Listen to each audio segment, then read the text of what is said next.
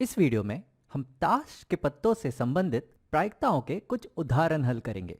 तो अगर तुम जानते हो ताश के पत्तों के बारे में, तो ताश के पत्तों की एक गड्डी में कुल 52 पत्ते होते हैं और ये 52 पत्ते 4 समूह से बने हुए होते हैं, जिनमें 2 काले समूह होते हैं, हुक्म और चिड़ी, और 2 लाल समूह होते हैं, पान और ईंट। और हर समूह के 13 पत्ते होते हैं, इक्का, बादशाह, बेगम, गुलाम और 10, 9, 8, 7, 6, 5, 4, 3, 2। तो इस तरह से हुक्म के 13 पत्ते होंगे, चिड़ी के 13 पत्ते होंगे, पान के 13 पत्ते होंगे और ईंट के 13 पत्ते होंगे। तो ऐसे कुल हो जाते हैं 52 पत्ते। अब समझो, इस ताश के 52 पत्तों की एक गड्डी को मैं अच्छी तरह से फेंट लेता हूं और अच्छी तरह से फेंटने के बाद उसमें से एक पत्ता निकालता हूं। अब क्योंकि मैंने ताश के पत्तों की गड्डी को अच्छे से फेंटा है, तो इन 52 पत्तों में से कोई भी एक पत्ता निकलना समप्रायिक होगा। अब मेरा सवाल यह है कि इस 52 पत्तों की गड्डी में से अगर एक पत्ता निकाला जाए तो क्या प्रायिकता है कि वो एक पत्ता गुलाम का होगा। गुलाम यानी कि जैक का पत्ता होगा। तो हम जानना चाहते हैं कि 52 पत्तों की गड्डी में से एक पत्ता निकाले जाने पर क्या प्रायिकता है कि वो पत्ता जैक होगा, वो पत्ता गुलाम का होगा।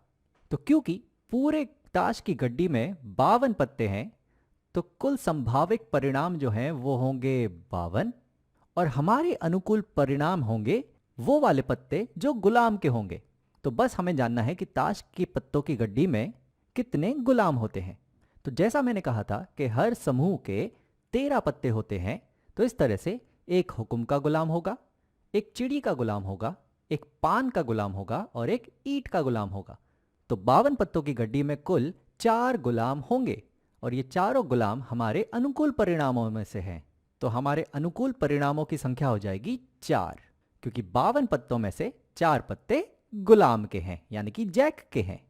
तो 52 पत्तों में से एक पत्ता निकाले जाने पर जैक आने की यानी कि गुलाम आने की प्रायिकता हो जाएगी 4/52, यानी कि ये है 1/13, क्योंकि 4 और 52 दोनों 4 से विभाजित हो जाएंगे और हमें देगा 1/13।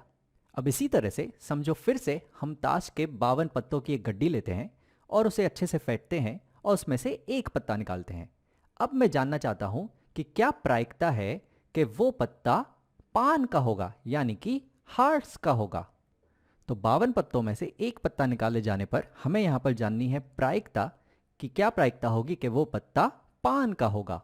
तो जैसा हमने अभी कहा था कि ताश के पत्तों की गड्डी में कुल पत्ते होते हैं 52, तो हमारे कुल संभावित परिणाम हो जाएंगे 52 और हमारे अनुकूल परिणाम होंगे वो वाले पत्ते जो पान के होंगे। तो सवाल यह है कि एक ताश के पत्तों की गड्डी में कितने पत्ते पान के होते हैं। तो जैसा मैंने कहा था कि एक ताश के पत्तों की गड्डी में कुल 4 समूह होते हैं और हर समूह के 13 पत्ते होते हैं।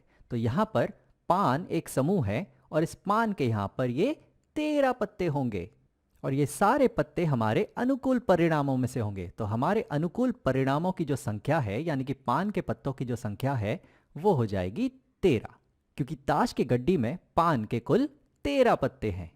तो 52 पत्तों के ताश की गड्डी में से एक पत्ता निकाले जाने पर उस पत्ते के पान के होने की प्रायिकता 13/52, यानी कि यहाँ पर 13 और 52 दोनों ही 13 से विभाजित होंगे। तो यहाँ पर ये प्रायिकता हमें मिलेगी 1/4।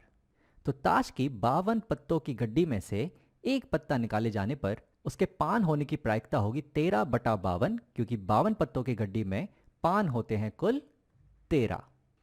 और यहाँ पर हमने देखा था कि ताश की 52 पत्तों की गड्डी में से एक पत्ता निकाले जाने पर उसके गुलाम यानी कि जैक होने की प्रायिकता है 4/52, क्योंकि 52 पत्तों में से कुल 4 पत्ते हैं जो जैक हैं, जो गुलाम हैं। अब मेरा अगला सवाल काफ़ी दिलचस्प है। अब मैं जानना चाहता हूं कि अगर 52 पत्तों की गड्डी में से मैं एक पत्ता निकालूं तो क्या प्रायिकता है कि वो एक पत्ता पान का गुलाम होगा। यानी कि हमें प्रायिकता चाहिए कि वो एक पत्ता पान का भी होना चाहिए और साथ ही साथ गुलाम का भी। यानी कि हमें प्रायिकता चाहिए कि वो पत्ता जैक और पान दोनों का ही होना चाहिए।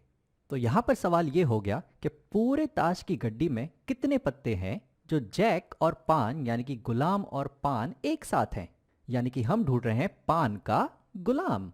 तो जैसा हमने कहा था कि पूरे 52 पत्तों में कुल 4 गुलाम हैं। एक है हुक्म का, एक है चिड़ी का, एक है पान का, एक है ईंट का। तो पूरे ताश की गड्डी में पान का गुलाम सिर्फ एक ही है। इसे हम दूसरे तरीके से भी देख सकते हैं कि पूरे ताश की गड्डी में पान के कुल 13 पत्ते हैं। वो हैं इक्का, बादशाह, बेगम, गुलाम, 10, 9, 8, 7, 6, 5, 4, 3, 2। तो पान का गुलाम सिर्फ एक ही है। तो यहाँ पर कुल 52 पत्तों में से सिर्फ एक ही पत्ता है जो हमारे अनुकूल परिणामों में से एक है, जो है पान का गुलाम। तो ये पत्ता ऐसा होगा जो गुलाम भी हुआ और साथ ही साथ पान भी हुआ। तो पान का गुलाम होने की प्रायिकता है 1/52। अब मेरा आखिरी सवाल और भी दिलचस्प होने वाला है। अब मेरा सवाल है कि 52 पत्तों की गड्डी में से अगर एक पत्ता निकाला जाए तो क्या प्रायिकता है कि वो पत्ता गुलाम हो सकता है या पान हो सकता है। तो हम जानना चाहते हैं प्रायिकता कि 52 पत्तों की गड्डी में से एक पत्ता निकाले जाने पर वो जैक का हो यानी कि गुलाम का हो या हार्ट्स का हो यानी कि पान का हो। तो अब वो एक पत्ता अगर गुलाम हुआ तो भी ठीक है या फिर वो पान हुआ तो भी ठीक है। तो कुल 52 पत्तों की गड्डी में यहाँ पर हमारे पास हैं 52 पत्ते और उसमें से जो जैक हैं, जो गुलाम हैं, वो है यहाँ पर 4 पत्ते और साथ ही साथ जो हार्ट्स हैं, जो पान है, वो है यहाँ पर 13 पत्ते। तो ये 4 गुलाम में से कोई भी आ जाए तो भी चलेगा या इन 13 पान में से कोई भी आ जाए तो भी चलेगा। तो यहाँ पर कुल पत्ते हो जाएंगे 4 धन 13। लेकिन एक मिनट, इन दोनों ही समूह में यानी कि इन 4 गुलामों में और इन 13 पान के पत्तों में एक पत्ता ऐसा है जो हमने 2 बार गिन लिया है, वो है पान का गुलाम। क्योंकि पान का गुलाम हमने यहां भी गिना है गुलामों में और पान का गुलाम हमने यहां भी गिना है पानों में। तो वो एक पत्ता हमने 2 बार गिन लिया है, तो उसे हमें एक बार हटाना पड़ेगा, एक बार कम करना पड़ेगा। इसे हम वेन डायग्राम के जरिए भी समझ सकते हैं। तो समझो कि ये समुच्चय है ताश की गड्डी के सभी 52 पत्तों का और इसके अंदर मैं 2 समुच्चय बनाता हूं।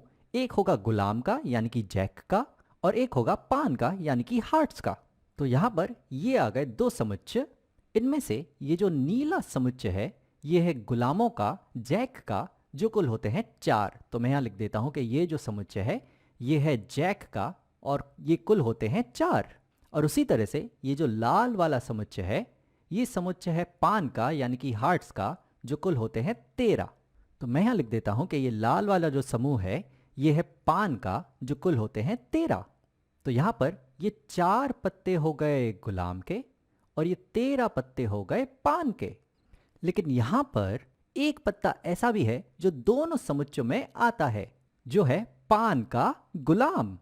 तो पान का गुलाम एक ऐसा पत्ता है जो दोनों ही समुच्चय में आता है।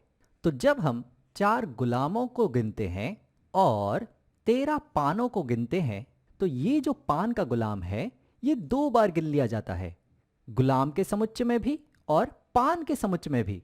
तो इस एक पत्ते को हमें एक बार घटाना होगा क्योंकि ये 2 बार गिना जाता है। तो यहां पर मैंने 4 गुलाम गिने, ये वाला समुच्चय, 13 पान गिने, ये वाला समुच्चय, और ये जो एक पान का गुलाम है ये अब 2 बार गिना जा चुका है, तो इसे मैं एक बार घटा देता हूं। तो कुल पत्ते यहां हो जाएंगे 4 धन 13 यानी कि 17 ऋण 1 यानी कि 16। तो कुल पत्ते हो जाएंगे हमारे अनुकूल परिणामों के 16 और कुल संभावित परिणाम है यहाँ पे 52। तो 52 में से 16 ऐसे पत्ते हैं जो कि या तो गुलाम होगा या पान का होगा। तो कुल प्रायिकता हो जाएगी 16/52 जो बराबर होगी, अब 16 और 52 दोनों ही 4-4 से विभाजित हो जाते हैं, तो ये प्रायिकता आ जाएगी 16/4 यानी कि 4/52/4 यानी कि 13। तो 52 पत्तों की गड्डी में से अगर हम एक पत्ता निकालें तो वो गुलाम का होगा या पान का होगा, इसकी प्रायिकता है 4/13।